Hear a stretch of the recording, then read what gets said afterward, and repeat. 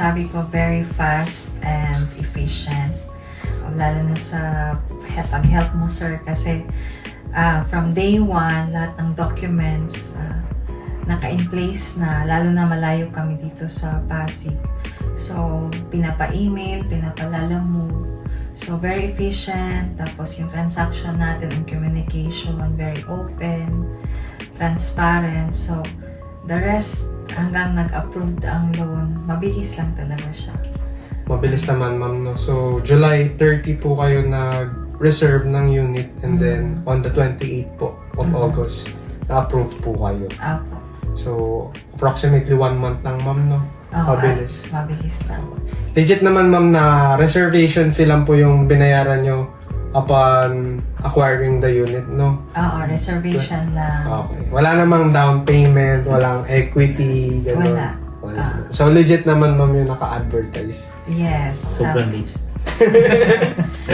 Kasi madaming nanonood na sila, nagda-doubt sila kung may hidden fees, may down payment pa ba na 6 digit, may equity pa silang babayaran. Wala na siyang babayaran as long as pwede siya pag-ibig. Okay. And then, ang maganda is, na-review nyo na yung actual unit kung ano yung bibilhin nyo.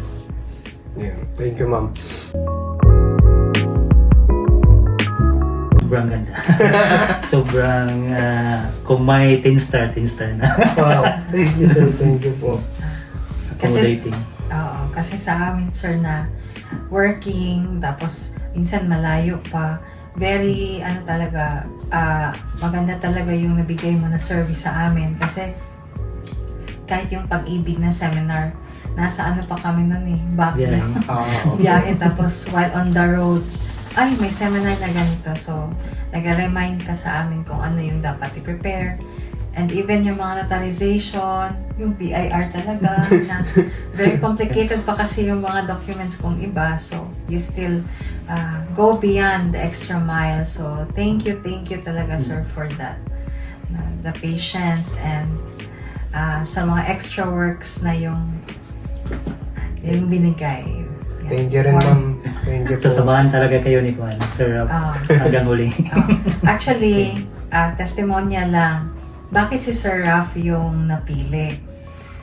Nakita ko yung, nakita ko rin siya sa Facebook.